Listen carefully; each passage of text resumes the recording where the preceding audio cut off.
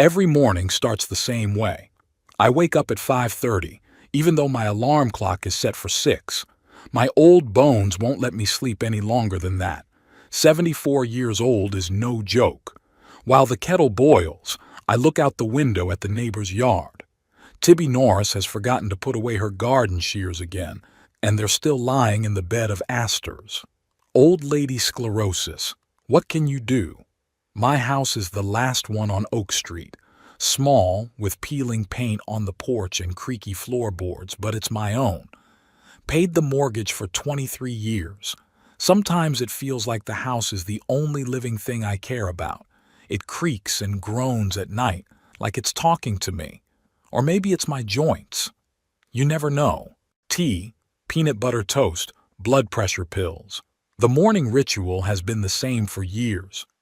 After breakfast, I put on an old flannel shirt and go out to get the mail, promotional pamphlets, an electric bill, and a catalog of senior products. Wonderful adult diapers and walkers at a 15% discount. Ugh, throwing it all in the recycling garbage can. 36 years of delivering people's mail, and now I don't get anything important myself. It's ironic. Mail was my life. Irwin Hathaway, letter carrier for the 84th precinct of Henlopen Acres, knew every house, every mailbox, every dog on his route, letters, postcards, parcels, happy news and sad news, birth certificates and death certificates. Everything passed through my hands. When I retired 10 years ago, it was like I lost a part of myself. On the living room wall, Miriam and I have a wedding picture. June, 1971. She's in a simple white dress. I'm in a rented suit. Miriam's eyes light up as if she'd won the lottery instead of marrying a penniless mailman. Who knew that 26 years later cancer would take her, leaving me alone with an 18-year-old daughter, Siblin? My heart sinks at the thought of my daughter.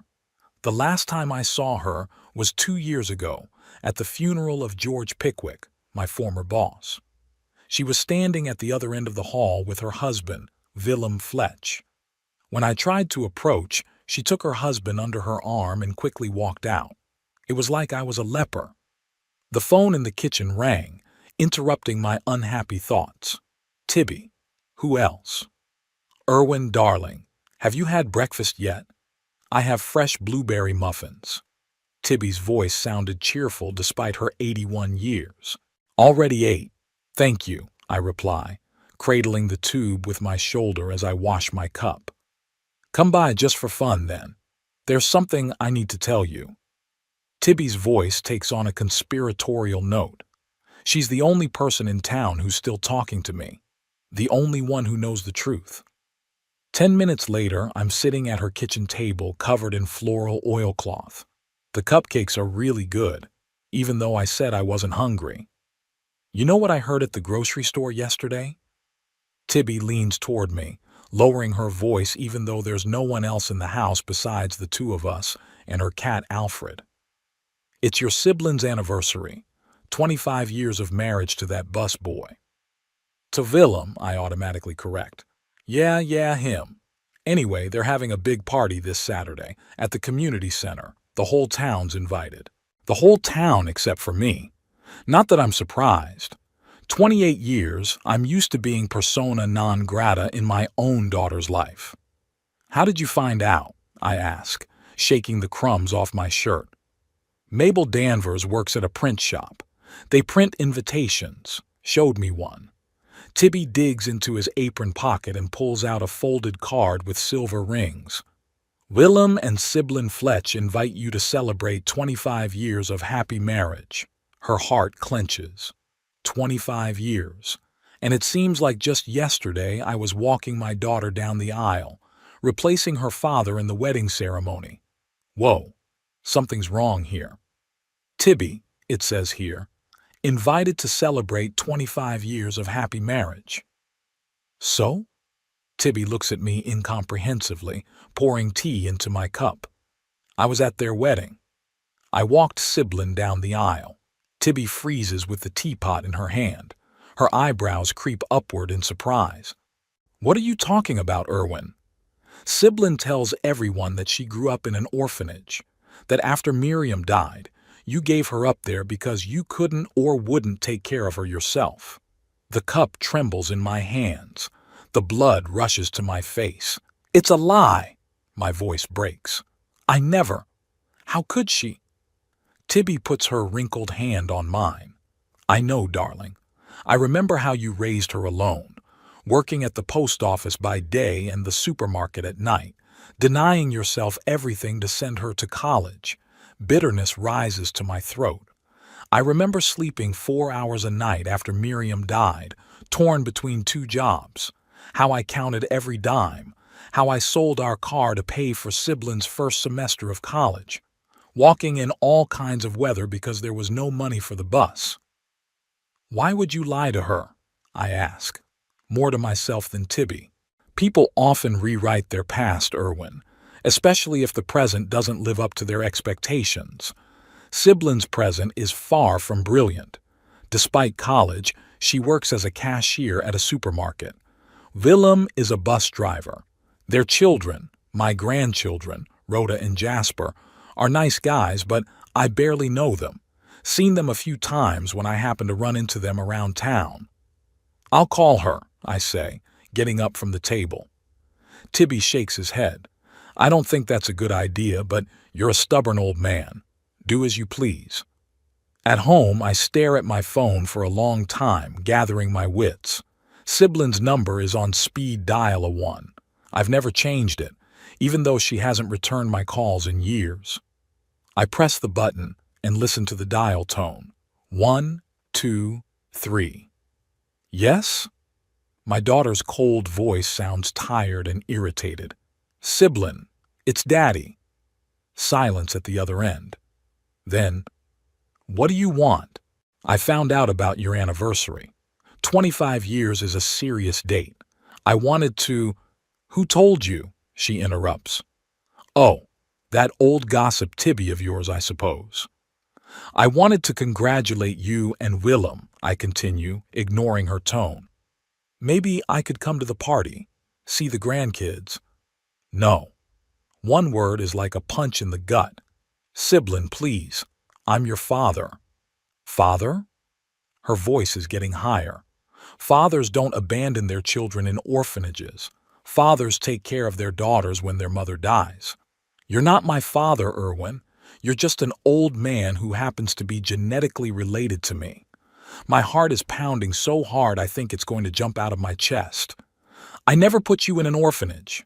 I raised you on my own. I worked 2 jobs to... Don't call me again. It's a short beep. I sit clutching the receiver until an automated voice tells me to hang up. My hands are shaking. There's a lump in my throat. I go to the bedroom and pull an old shoebox from under the bed. Inside is evidence of my life with Siblin, her first drawing, report cards, the note she left me on my 14th birthday. You're the best daddy ever. High school graduation pictures of her standing next to me, smiling for the camera, from college admissions, from the wedding where I'm walking her down the aisle, replacing her father, replacing Dad. That's it. She's ashamed of me, just a mailman with no education. Ashamed of our small house, our financial difficulties. She wanted a different story. A story where she's a heroine who overcame a difficult childhood in an orphanage. A story where she made it against the odds. A story where there's no room for gratitude to a father who denied himself everything for her. I'm looking at a wedding photo. Siblin in the white dress we bought at a thrift store and had altered with Tibby's help. I'm in the only decent suit I bought on sale. Willem beside her, young with thick dark hair. And me, walking my daughter down the aisle because her father is me, damn it. Something breaks inside. Something I've been holding back for years. I roll up the picture and tuck it into my shirt pocket. Then I pull my weekend suit out of the closet, the same one, my wedding suit, and shake it out. It's a little out of fashion, but it's still pretty decent. No more. Stop letting her rewrite history. No more being invisible in my own family. If the mountain doesn't go to Muhammad, Muhammad goes to the mountain. I'm going to show up at this party whether I'm invited or not, And if Siblin wants to tell stories about her childhood in the orphanage, she'll have to do it by looking me in the eye. The decision has been made. I'm going to my daughter's anniversary party on Saturday. Uninvited guest. That evening, I call Tibby. You were right, I say when she picks up the phone. Calling her was a bad idea. What did she say? Tibby's voice is sympathetic.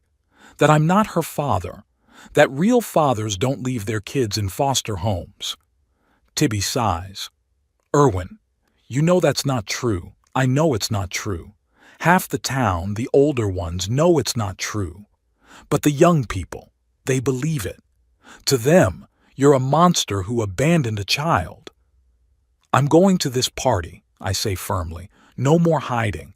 No more letting her lie about my life, about what I've done for her. Oh, Erwin. Tibby is visibly disturbed. Are you sure? The whole town's going to be there. This could end very ugly. I'm 74 years old, Tibby. How long do I have left? 5 years? 10, if I'm lucky? I don't want to die knowing that my daughter is telling everyone I abandoned her. It's just not fair. My voice is breaking. Damn it. I haven't cried since Miriam's funeral, and now I'm ready to cry like a baby. I understand, Tibby says softly. I'll support you in whatever you decide. But be prepared that it won't change the way she feels about you. It might even do the opposite. I don't care. I just want the truth to be known. After I talk to Tibby, I sit on the porch for a long time watching the sunset. Everyone knows everyone in our small town. Everyone has heard the story of poor Siblin, abandoned by her abusive father. How many sympathetic looks have I caught over the years? How many whispers behind my back? There he is, the same Hathaway who surrendered his daughter to the orphanage. And I kept quiet. I swallowed my resentment. I thought one day Siblin would come to his senses, tell the truth. But as the years went by, the lies just kept getting stronger. And now this party, 25 years of marriage, a big event where toasts and speeches are sure to be made, where she'll probably tell her made-up story about her difficult childhood again. Not this time. At night, I dream about Miriam. She sits in our kitchen as young and beautiful as the day we met. You have to do this, Erwin, she says, looking at me with her clear blue eyes, for my sake, for the truth. In the morning, I wake up with determination in my heart. Saturday is 4 days away. I prepare as if for a battle. I get out and clean my weekend suit. I shine my old but still sturdy shoes. I look through the box of photos, picking out the ones that disprove Siblin's lies. Here she is at 3 years old on my shoulders. Here we are baking a cake together for her 10th birthday. Here I am taking her to her high school prom. Friday I go to the only jewelry store in Henlopen Acres and buy a silver photo heart on a chain. Spend almost half of my monthly pension, but it's worth it. I put a little picture of the three of us inside. Me, Miriam, and little Siblin. A happy family. A truth my daughter is trying to bury. The night before the party, I hardly sleep at all. I toss and turn in bed, running through possible scenarios in my head. What will I say? How will Siblin react? Will people believe me, or will they think I'm a senile old man out of my mind? It doesn't matter. Even if I get laughed at, I have to try. Saturday morning greets me with rain, symbolic. I eat breakfast, take a shower, shave extra carefully. I put on my suit, old-fashioned but neat. I pin a small postage stamp to my lapel, my mascot from work. I pocket a heart pendant wrapped in gift paper. Let it be my last gift to my daughter, whether she accepts it or not. Before going out, I look at myself in the mirror. A gray-haired old man with a wrinkled face and a stubborn look stares back at me. I straighten my back, squaring my shoulders. It's time. Tibby is waiting for me at her gate, dressed up in a blue dress and a string of fake pearls around her neck. Are you sure? She asks, though she knows the answer. Absolutely, I reply, and offer her my hand. We walk toward the community center, toward the truth. toward my daughter, who has been pretending to be an orphan for 28 years. The community center is 8 blocks from my house. When I was young, I would have covered that distance in 15 minutes, but now my old legs take almost twice as long. Tibby walks beside me, leaning on his cane and stopping occasionally to catch his breath. Maybe we should call a cab, I suggest, when she stops once again with her hand against her chest. No, she replies with the stubbornness that only old people have. If you're walking to this party, so am I. Moral support, you know. I'm smiling. Tibby had always been like that, inflexible when it came to principles. She knew Miriam before we were married, was a witness at our humble nuptials. She saw how I raised Siblin alone, how I worked my ass off to make sure my daughter never needed anything. Tibby knows the truth and is ready to confirm it. We pass the city park where I once took little Siblin on the merry-go-round. Every Sunday, when there were no mail shifts, we used to come here. Ice cream, the carousel, feeding the ducks in the pond, little joys I could afford. Siblin would laugh as the horse on the carousel went up the hill and shout, "Daddy, look, I'm flying." Where is that happy little girl now? What are you thinking about? Tibby asks, noticing that I've slowed down. About the past, I answer. I wonder when it all went wrong. When did Siblin go from being a loving daughter to what she is now? Tibby sighs. Who knows, Irwin? Maybe when she met Willem. Maybe when she moved into the big house on Elm Street. Maybe when she started hanging out with the wives of lawyers and doctors from the Rotary Club. It's common for people to be ashamed of their roots if they don't seem shiny enough. I nod. Yes, perhaps that's exactly the point. In a small town like Henlopen Acres, social circles are very important. Being the daughter of a simple letter carrier isn't the most prestigious background. The story of an orphan making her way in the world is more comfortable. We approach the community center. The building is decorated with silver balloons and ribbons. At the entrance is a large banner that reads, 25 years together, Willem and Siblin Fletch. Next to the poster is their wedding photo, with me cut off at the edge, barely visible. What a bastard, Tibby mutters. She even cropped you out of the picture. I swallow the lump in my throat and adjust my tie. My heart is pounding like crazy. Maybe this is a bad idea after all. Maybe I should turn around before it's too late. Mr. Hathaway? A voice behind me makes me flinch. I turn around. Standing in front of me is a young woman with short red hair and freckles on her nose. Something familiar flickers across her features. Something from Miriam. Rhoda? I ask uncertainly, though I already know the answer. My granddaughter. The last time I saw her was 3 years ago, bumping into her at the supermarket. She was an awkward teenager then. Now there's a young woman standing in front of me. It's you. She smiles, and the corners of her eyes crinkle, just like Miriam's. That's what I thought when I saw you from the window. What are you doing here? I start, but Tibby interrupts me. We came to wish your mom and dad a happy anniversary, honey, she says with an innocent smile. 25 years of marriage is a major milestone. Rhoda glances from me to Tibby and back again.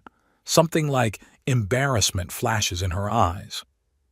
But Mommy said, she stammered and blushed. I mean, I didn't think you'd come.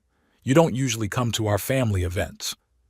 I don't because I'm not invited, I say bluntly.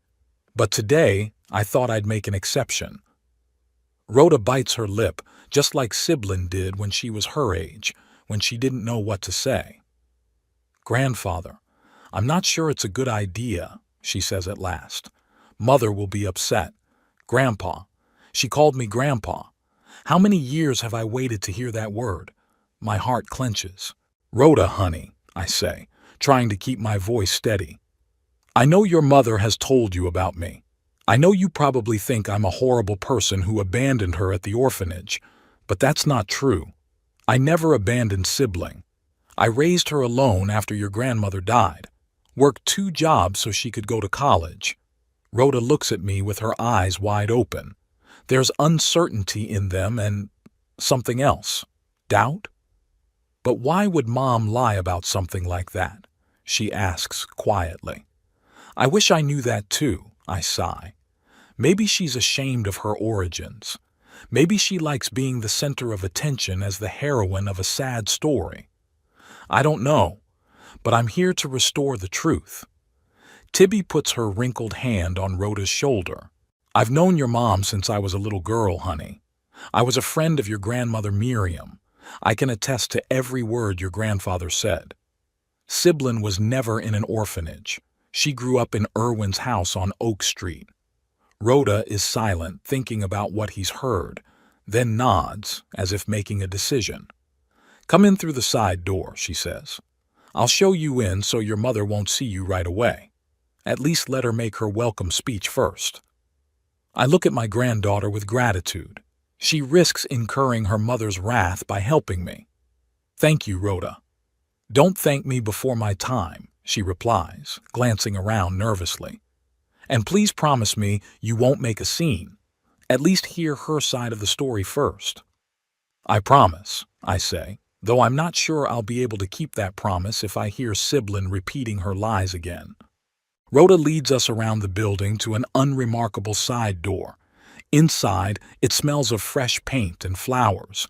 We walk down a narrow hallway and find ourselves in a small room filled with chairs and extra tables.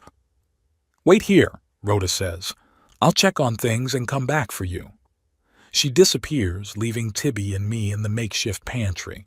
I sit down in the chair, feeling my knees shake. What will I tell Siblin when I see her? What will I tell the guests? I have a gift in my pocket, a silver heart with our family photo inside. Will she accept it, or will she throw it in my face? Nervous? Tibby asks, settling in next to me. Like a schoolboy on a first date, I confess. It's going to be okay, Irwin. The truth is on your side. 10 minutes pass before the door opens again. Rhoda looks excited. Everything is ready, she says. The guests are gathered in the great hall. Mom and Dad haven't started their speeches yet. I'll escort you to a table in the corner where you can see the stage clearly, but you won't be noticed right away. We follow her like two conspirators. In the large auditorium of the community center, it seems like half the town has gathered. The tables are decorated with silver tablecloths and floral arrangements. On the stage is a large screen showing a slideshow of photos of Siblin and Willem. I stare at them, looking for one with me in it. In vain. Rhoda seats us at a table in the far corner, partially hidden by a column. I have to go, she says. I need to be near my parents, but I'll be back as soon as I can. She leaves and I look around. Most of the guests are unfamiliar to me. Young people who have moved to Henlopen Acres in recent years. But I see old acquaintances. Frank Doolittle, a former colleague from the post office, Mabel Danvers from the print shop, the Jenkinses to whom I delivered mail for 30 years.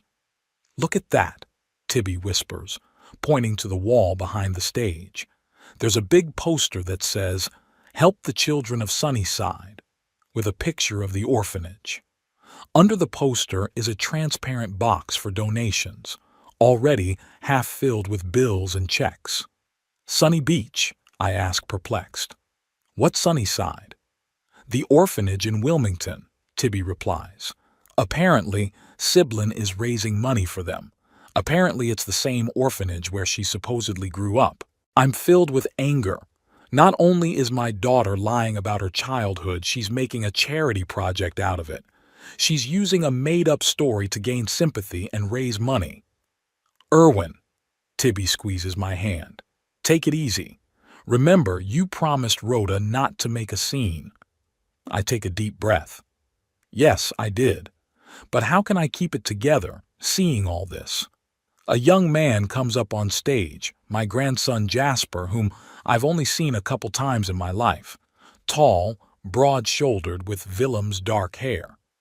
Ladies and gentlemen, he says into the microphone, thank you all for coming today to share this special day with us.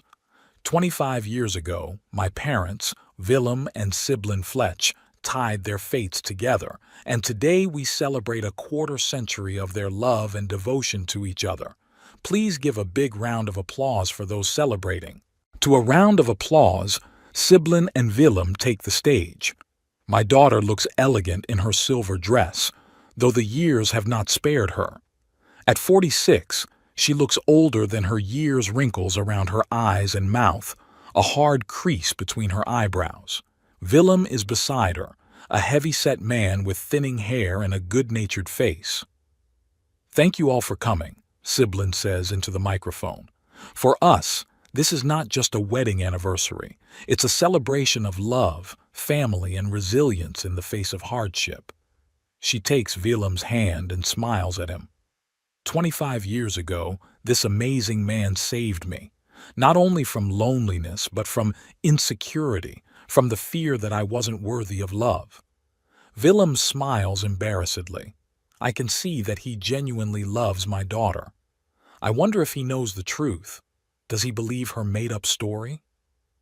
"As many of you know," Sibylline continues, and my heart sinks with anticipation, my story is a little different from the usual. I didn't grow up in a traditional family. After my mother died when I was 18, my father... She pauses, and I see a look of sadness appear on her face, so contrived that you can believe it's sincere. My father decided he couldn't take care of me.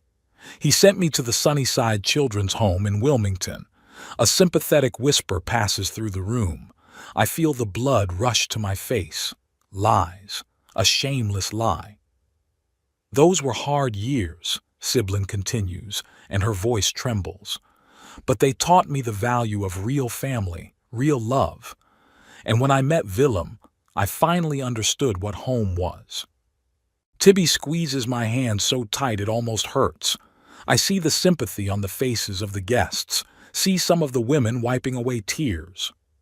"In honor of our anniversary," Sibylline continues, "we decided to help children in the same situation as I once was. The Sunny Beach Children's Home is still operating, and there are still children there who need support. In lieu of gifts, we are asking you to make donations. Help those who, like I once did, need hope." The guests applaud. Many get up from their seats and walk over to the donation box, dropping money into it. "She's got a good thing going," Tibby whispers. "She's using a made-up story about being an orphan to make herself look noble. Raises money for charity, making herself look like a heroine." I nod, unable to speak. My throat tightens with resentment and anger. How can she do this? How can she stand there and lie to all those people, lying about my life, about my sacrifices? "And now," Sibylline says, "I would like to especially thank the man who has been by my side all these years, who has become a true father to me, my father-in-law, Harold Fletch." An elderly man with a cane comes up on stage, Willem's father. Sibylline hugs him, and they pose for pictures together. "Harold has always treated me like his own daughter," says Sibylline, and her voice trembles with emotion. "He showed me what a real father should be like, caring, supportive, loving. This is the last straw." I rise from my seat, ignoring Tibby's warning look. With trembling hands, I pull a gift out of my pocket, a silver heart with our family photo inside. I clutch it so tightly that it sinks into my palm. "Erwin, don't," Tibby whispers, trying to hold my sleeve. "Wait until she's done." But I don't listen. The anger and resentment that have been building up for years finally bursts out. I walk across the hall toward the stage, feeling the surprised looks of the guests. Some of the old-timers recognize me and begin to whisper. Rhoda notices me first. She stands next to the stage and looks at me with wide-open eyes. I can see the fear on her face, but I don't stop. Finally, Sibylline notices movement in the audience and turns around.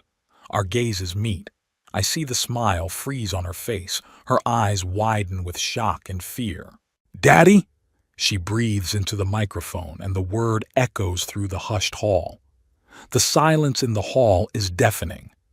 Hundreds of eyes are on me, but all I can see is Siblin's face.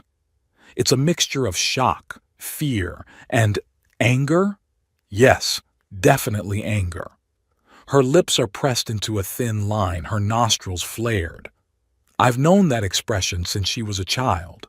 It's how she used to look when I caught her playing pranks. Only now the prank has grown to the scale of a monstrous lie stretching back 28 years. "Daddy," she said again, quieter and with more pressure, trying to pull herself together. What a surprise. The microphone is still on, and her words echo through the room. The guests look at each other, whispering in bewilderment. There is confusion in their eyes. Just now, Siblin has been talking about the orphanage, about how her father abandoned her. And now this same father is standing in front of her, and she calls him Daddy. "How did you end up here?" Siblin asks, trying to speak casually as if my appearance were nothing more than an inconvenience. "We didn't send out invitations to your side of town." "I came to congratulate you," I reply, trying to keep my voice from shaking. 25 years of marriage is a serious date. I can see Willem tense beside her. He glances back and forth between me and Siblin, clearly not sure what's going on. I wonder what she's been telling him all these years. Does he know the truth, or does he believe the story about the orphanage too? "Now is not a good time," Siblin says, making a sign to someone in the crowd. "Maybe you could come some other time." Her voice sounds strained, but she struggles to keep a smile on her face. Typical Siblin, always concerned with how she looks in the eyes of others. A large man in a gray suit approaches the stage, a security guard or steward. I realize I don't have much time. "I brought you a present," I say, pulling a silver heart from my pocket. "A memento of our family, a real family." I step up on stage, overcoming the pain in my knees. Siblin takes a step back, like she's afraid I'll hit her. It's painful to see. Does she really think I'm capable of hurting her? "Here." I hand her a heart on a chain. Inside is a picture of us. You, me, and Mom. Before she got sick. Siblin doesn't take the gift. Her eyes grow cold and empty.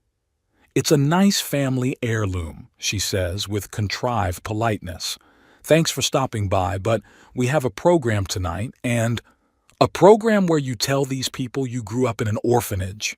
My voice is louder than I intended. "A program built on lies about your childhood? About my life?" I can see Rhoda flinching down by the stage. I promised I wouldn't make a scene. But how can I help it? Siblin turns pale, but quickly pulls himself together. "I think my father is not well," she says into the microphone with a strained smile. "Age, you know. Jasper, would you please escort Grandpa?" "I don't need an escort," I interrupt, taking another step toward her. "I want the truth. I want you to stop lying about your childhood. Stop telling everyone that I abandoned you at the orphanage. The room gets so quiet, you can hear a fly hitting the glass of the window. All eyes are fixed on us, on the father and daughter, on the unfolding family drama that has suddenly become public." "Dad," Siblin says through gritted teeth, "you're embarrassing me." "Ah, I'm embarrassing you?" My laughter sounds bitter. "Have you ever wondered what it's been like for me all these years to hear whispers behind my back? To see people look away when I walk by? To know that my own daughter was spreading monstrous lies about me?" Siblin turns off the microphone and comes close to me. Her eyes narrow. "What do you want?" she hisses. "Money? You've already spent your pension and you come begging for it?" Her words hurt more than I expected. Does she think I'm only interested in money? "I want the truth," I answer, trying to keep my voice low even though I'm seething inside. "I want you to tell these people that you were never in an orphanage, that I raised you alone after your mom died, that I worked 2 jobs so you could finish college." Siblin steps back and turns the microphone back on. "Dear guests," she says with an apologetic smile, "I'm so sorry for this misunderstanding. My father has not been quite well lately. Age, you know. Willem dear, Perhaps you will walk my father home." Willem, who has been standing there with a perplexed expression all this time, nods and walks over to me. There's sympathy in his eyes, but not for me, but for Siblin. He believes her, I realize, believes the story about the orphanage. "Come on, Mr. Hathaway," he says softly, taking me under the elbow. "Let's not ruin the party." I pull my arm out. "No, I'm not going anywhere until I say what I came to say." I turn to Siblin. "You want me to leave? Fine. But first I have to tell the truth you've been hiding for 28 years. And before anyone can stop me, I grab the microphone out of Siblin's hands. "Good afternoon," I say, and my voice, amplified by the microphone, sounds more confident than I expected. "My name is Erwin Hathaway. I'm Siblin's father, her real father, and I never sent her to an orphanage." A wave of whispers passes through the room. I see some of the guests shake their heads incredulously. Others look on with interest. Tibby nods encouragingly at me from his corner. "After my wife Miriam, Siblin's mom, died, I raised my daughter alone," I continue, feeling my knees shake. "She was 18 when Mom died. Not 5 or 6 like she told you. 18. She was already graduating from high school." Siblin makes a movement to take the microphone from me, but Rhoda, suddenly on stage, stops her. "Let him talk, Mom," she says quietly, but in the silence of the hall her words are heard by many.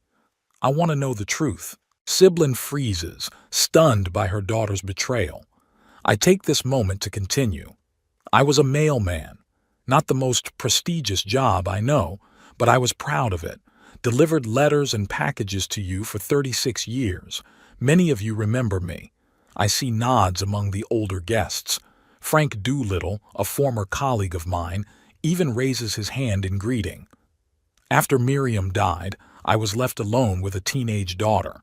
Siblin wanted to go to college, and I did everything I could to make sure she could. Took a second job as a supermarket clerk. Worked nights, slept 4 hours a day. Sold our car to pay for my first semester. Walked in all kinds of weather because there was no money for the bus." My voice starts to shake, but I pull myself together. This is no time for weakness. I never put Siblin in an orphanage. Never left her behind. All those stories she's been telling you for years are lies. Lies made up to, I don't even know why. Maybe to make herself more interesting. Maybe to get sympathy. Maybe because she's ashamed of her origins, of her father being a simple letter carrier. Siblin stands with her hands over her face. Willem looks lost beside her, not knowing who to believe. I pull the photos out of my inside jacket pocket. I have proof.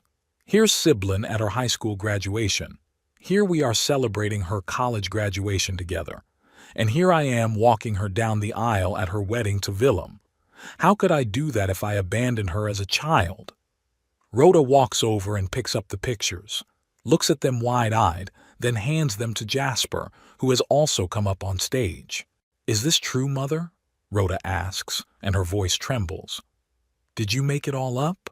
About the orphanage? About Grandpa leaving you?" Siblin doesn't answer. Her shoulders are shaking, but I can't tell if it's from sobs or rage. "Dear guests," I continue, addressing the room, "I didn't come here to ruin the party. I have come to restore the truth. All these years I've kept silent, swallowing my resentment, hoping Siblin would come to her senses. But when I found out she'd turned her lies into a charity campaign, raising money based on a made-up story, that was the last straw." I look at the donation box, already filled with money from gullible guests. I'm not against helping orphanages. It's a noble cause. But there's no need to base that help on lies. You don't have to make up stories about an abusive father to gain sympathy and raise more money. Suddenly, Tibby steps forward. Despite her age, she stands up straight and speaks loudly. I can confirm every word Erwin said. I was a friend of his wife Miriam. I saw how he raised Siblin alone, how he worked his ass off to give her an education. Siblin had never been in an orphanage. Never.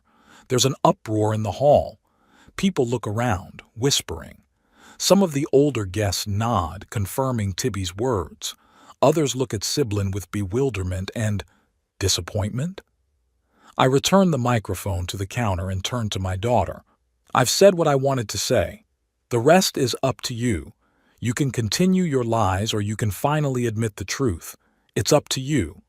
And then Siblin suddenly lunges forward, grabs the microphone and screams, "It's all wrong! He's lying! He left me when I was 18. Yes, at that age. He left me when my mother died. I was left alone with no money, no support. I had to live in a social center for young people. It's just like an orphanage, but for teenagers." Her voice breaks into a shriek. I see Willem flinch, and I see Rhoda wince. Jasper looks at his mother in disbelief. "I worked as a dishwasher to pay for college," Siblin continues, her eyes glittering feverishly. "That man never helped me. He just showed up at my wedding, uninvited, and had the nerve to pretend to be a caring father. And now he's come here to ruin it all again." She turns to me, and in her eyes I don't just see anger, I see hatred. "What do you want?" she screams. "What do you want? Do you want to ruin my life, my reputation, my family?" "I want the truth," I answer quietly but firmly. "Just the truth, Siblin." Suddenly, Willem takes the microphone from his wife's hands. "I think," he says slowly, looking at me and Siblin, "I think we all need to calm down a little. This is a family matter, and maybe we shouldn't discuss it in front of all the guests." He turned to the audience. "Friends, let's take a short break. Help yourselves to appetizers, drinks. We'll be right back." The guests reluctantly leave but remain in the room, casting curious glances at the stage. Willem approaches me. "Mr. Hathaway," he says quietly, "I don't know who to believe, but I do know one thing. Siblin is my wife, and I love her. If you really are her father, if you really care about her, let's not make a circus in front of the whole town." I nod. Willem's right. As angry as I am at Siblin, she's still my daughter, and making her look like a liar in front of all the guests might not be the best way to restore the truth. "All right," I say. "Let's talk in private." Willem leads us backstage, me, Siblin, Rhoda, and Jasper. Tibby comes with us too, supported by Rhoda under her arm. In the small room backstage, Siblin immediately lashes out at me. "How dare you? How dare you come here and accuse me of lying? You, who abandoned me when I needed support the most." "Siblin," my voice sounds tired, "you know that's not true. I never abandoned you. I raised you on my own, worked 2 jobs so you could go to college." "Lies! It's all lies!" She's screaming, but I can hear the desperation in her voice. She's cornered, and we both know it. "Then how did I get these pictures?" I ask. "Where did the notes you wrote to me come from? Your report cards? Your college receipts?" Rhoda holds up the pictures, looking at them with increasing interest. "Mom," she says quietly, "in this picture, Grandpa is walking you down the aisle. How is that possible if he abandoned you when you were a teenager?" Siblin snatches the pictures out of her daughter's hands. "They're fakes. He's manipulating you. Wants to make you think he was a good father, when really..." "Actually, what, Siblin?" Tibby asks, stepping closer. "Did he actually work himself to exhaustion to give you everything you wanted? Did he really deny himself everything just so you could go to a good college? Was he really proud of you even though you turned your back on him as soon as you met Willem and his well-to-do family?" Siblin pales under the hail of questions. "You don't know anything, old woman," she snapped. "You've always been on his side." "I'm on the side of the truth," Tibby replies calmly.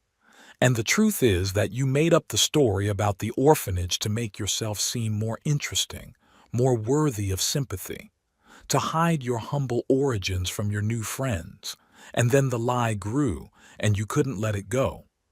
Willem shifts his gaze from Siblin to me and back again.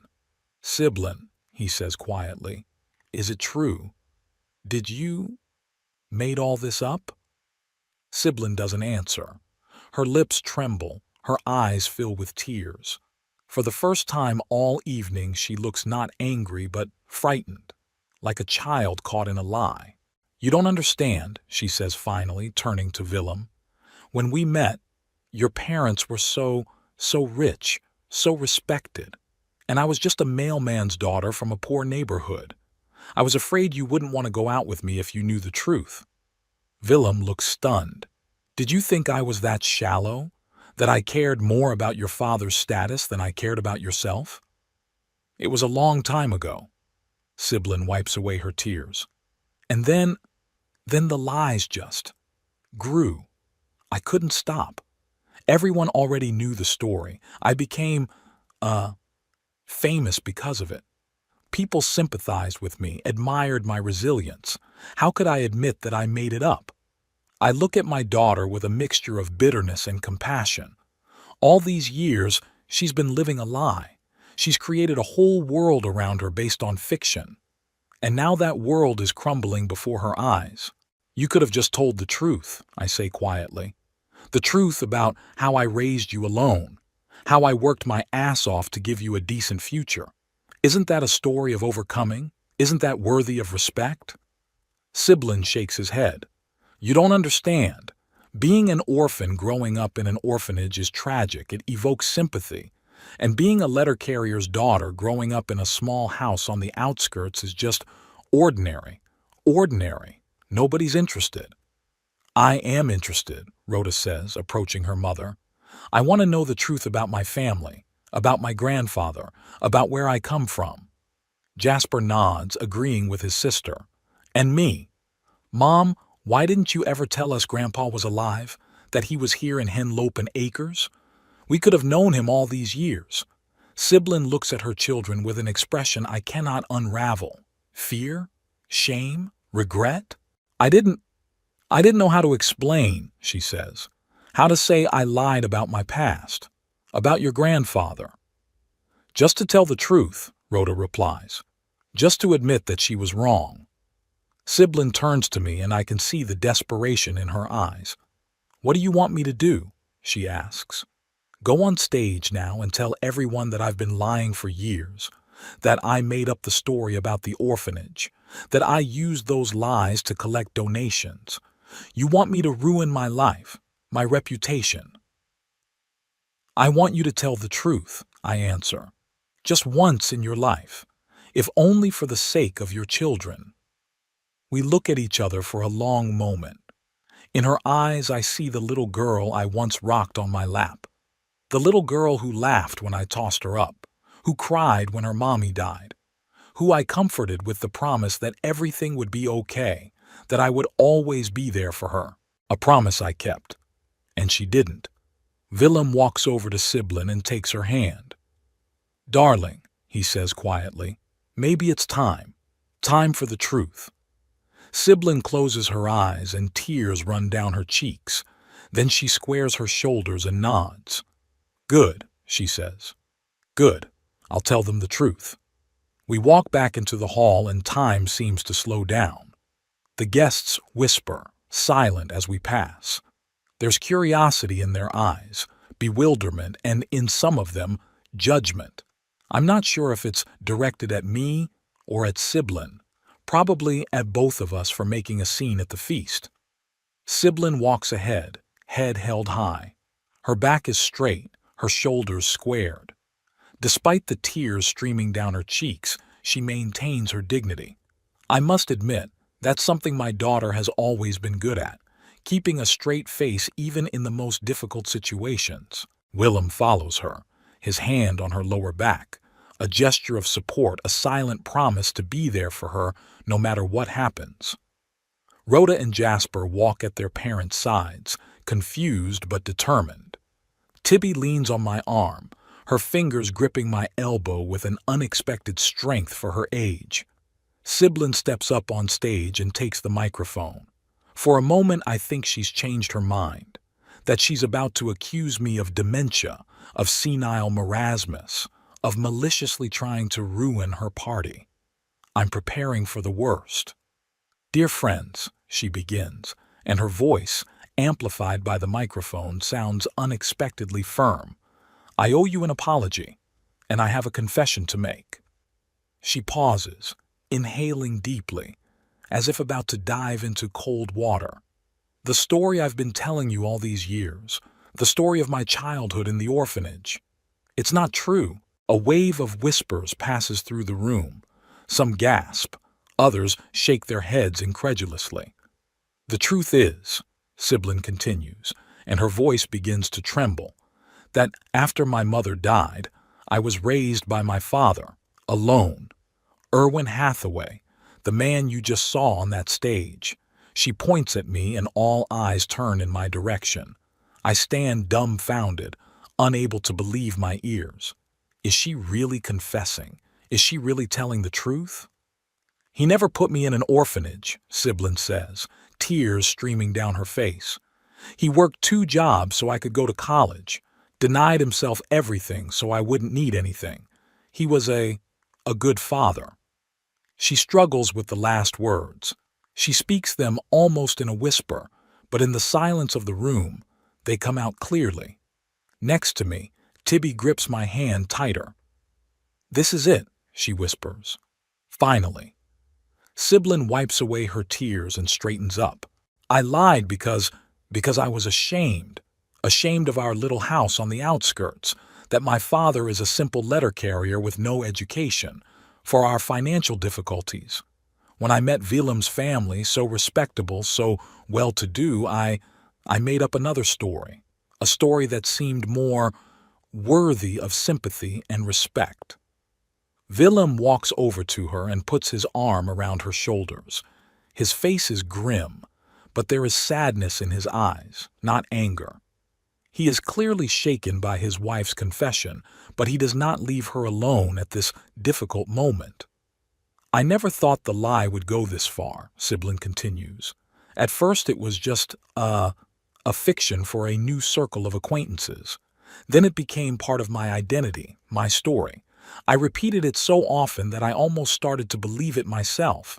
And then it was too late to admit it. She lowers her head, unable to look her guests in the eye.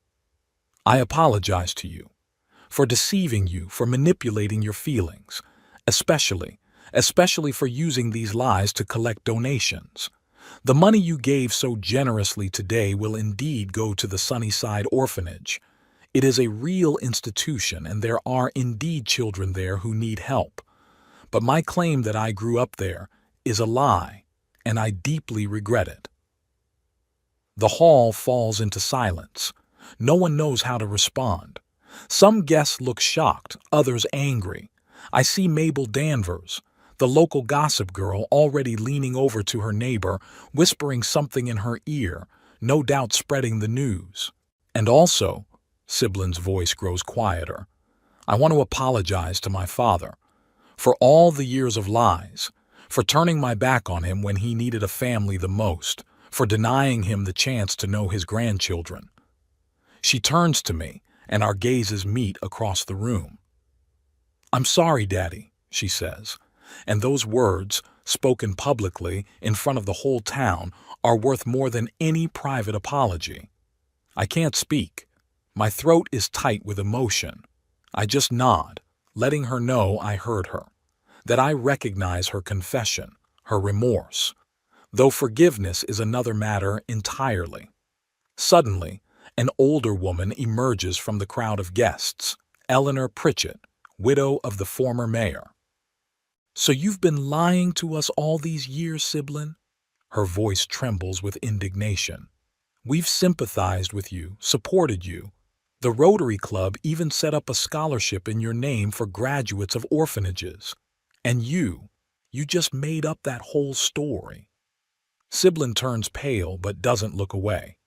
Yes, Mrs. Pritchett, and I deeply regret it. Regret is not enough, Eleanor exclaims. You have deceived the whole town. You took advantage of our sympathy, our good intentions. How could you? Several guests support her with shouts of agreement. The atmosphere in the hall heats up. I see Rhoda and Jasper stand closer to their mother, ready to defend her from verbal attacks. "I understand your outrage," Siblin says, her voice shaking. "You have every right to be angry with me. I can only repeat that I am deeply remorseful and willing to do whatever it takes to make things right." "How will you make it right?" asks someone from the back row. "How will you give us back years of sympathy you didn't deserve?" Siblin looks lost. She is not prepared for this reaction, this anger. Perhaps she was hoping for understanding, for forgiveness. But the reality is harsher. Suddenly, Willem steps forward. His face is serious but determined. "Friends," he says loudly without a microphone, but his voice is still audible. "I understand your disappointment. Believe me, this is as much a shock to me as it is to you. I, too, believe Siblin's story about the orphanage all those years ago." He pauses, looking around the room. "But I ask you to remember that we all make mistakes. We all tell untruths sometimes, out of fear, out of shame, out of a desire to appear better than we are. The only difference is the magnitude of the lie and its consequences." He takes Siblin's hand. "My wife made a serious mistake. She's been living a lie for years. But today she found the courage to come clean, to tell the truth, knowing it will ruin her reputation, perhaps some friendships. It takes courage." The guests are silent, mulling over his words. Some still look angry, but many nod, agreeing with Willem. "I'm not asking you to forgive Siblin right away," he continues. "But I am asking you to give her a chance to make amends, to show that she is truly sorry and wants a fresh start." He turns to Eleanor Pritchett. "As for the scholarship, Mrs. Pritchett, Siblin and I will reimburse the funds out of our own pockets, and will continue to support the Sunnyside Orphanage, only now with honesty and no false stories." Eleanor hums, but nods, accepting his proposal. The tension in the hall subsides a little. Not all is forgiven, not all is forgotten, but the most acute phase of the conflict seems to be over. I stand watching all of this with mixed feelings. On the one hand, I got what I wanted, the truth. Siblin has admitted her lies, told everyone that I never abandoned her, that I was a good father. On the other hand, seeing her reputation crumble before my eyes as she stood in front of an angry mob, humiliated and ashamed, was painful. No matter what, she's still my daughter. Tibby, as if reading my thoughts, whispers, "Don't worry about her, Irwin. Siblin is strong. She'll get through this. This will be a lesson to her." I nod, though I'm not sure the lesson isn't too harsh. 28 years of lying doesn't go unchallenged. A reputation built on fiction crumbles overnight. Siblin will have to start over, build new relationships with people based on the truth. It won't be easy. Rhoda and Jasper stand beside their mother, supporting her. I see them look over at each other, Rhoda squeezing her brother's hand. They too are in shock, too digesting the news that their mother has been lying about her past for years, about how their grandfather, whom they barely know, never actually abandoned their mother, never was the monster she described. Suddenly, Rhoda steps away from her parents and heads toward me. Her face is serious, but there is no judgment in her eyes, just curiosity and something akin to hope. "Grandfather," she says, stopping in front of me, I'd like to get to know you better, to hear the real story of our family." I look at her, this young woman with Miriam's eyes, her same determined chin, and my heart sinks with tenderness and regret for all the lost years. "Of course, Rhoda," I answered.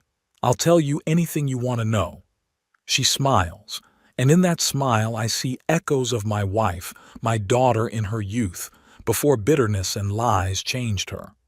"Maybe you'll come to our house for dinner next Sunday?" Rhoda asks. "I live apart from my parents, in a small apartment on Maple Street. It's nothing fancy, but there's plenty of room." "I'd love to," I answered, feeling a warmth rise in my chest. Maybe all is not lost. Maybe something new, something real will grow out of the ruins of this day. Meanwhile, the guests begin to disperse. The festivities are obviously over. Many approach Siblin and Willem with sympathetic or, conversely, angry words. Some cast curious glances at me, but no one approaches. They don't know what to say to a man they've thought for years was a monster who abandoned his daughter, and now they've learned the truth. I don't blame them. The situation is awkward for everyone. It's easier to pretend I'm not here, that I can't hear their whispers, can't see their stares. Tibby tugs on my sleeve. "Come on, Irwin. There's nothing more for us to do here." I nod and turn to leave, but then I hear a voice. "Mr. Hathaway, wait." I turn around. Willem is coming toward me, his face red with excitement. "Mr. Hathaway," he said, stopping in front of me. I wanted to apologize. I look at him in surprise. What would he have to apologize for? He's been deceived too, just like everyone else. All these years, Willem continues, I believed Siblin, believed that you had abandoned her, that you were not the best father. I didn't even try to get your side of the story. I just took what my wife said on faith. He seems genuinely upset, and I can't help but feel sympathy for the man. He loves my daughter despite her lies, despite everything that happened today. "It's not your fault, Willem," I say. "You trusted your wife. It's only natural." "Still," he insists. "I should have at least tried to find out the truth, especially when the kids started asking about their grandfather. I just kept telling them what Siblin said." He's holding out his hand to me. "I hope you can forgive me. And I hope that now that the truth is out, we can, make things right, for the children's sake, if not for our own." I shake his hand, feeling a sudden respect for the man. He could blame me for ruining his holiday, his family's happiness. Instead, he holds out an olive branch. "Of course, Willem. I'd be delighted." He nods and is about to add something, but Siblin walks up to us. Her eyes are red from crying, her makeup smeared. She looks exhausted, broken. "Willem," she says quietly, "we have to go. There's nothing more to do here." She casts a quick glance at me, but immediately averts her eyes. They're a mixture of shame, anger, and something else I can't quite make out. Regret? Relief? "Siblin," I say, taking a step toward her. "I know today has been a hard day, but maybe now that the truth is known, we could—" "No," she interrupts sharply. "No, Dad, not now. Maybe never." Her voice sounds cold, but I can see her hands trembling, the way she bites her lip, holding back her emotions. "You ruined my reputation," she continues. "Made me look like a liar in front of the whole town. Made me lose face in front of my children, my friends, my husband." "You did this to yourself, Siblin," I answer quietly. "With your lies. I just wanted the truth." "The truth," she chuckles bitterly. "You've always been obsessed with the truth, Dad, even if it doesn't serve anyone, even if it hurts." She takes Willem under her arm. "Come on, darling, the children are waiting." And they walk away, leaving me standing with a sense of incompleteness, with the bitter taste of a victory that didn't bring the satisfaction I expected. Tibby comes over and puts her arm around my shoulders. "Give her time, Irwin.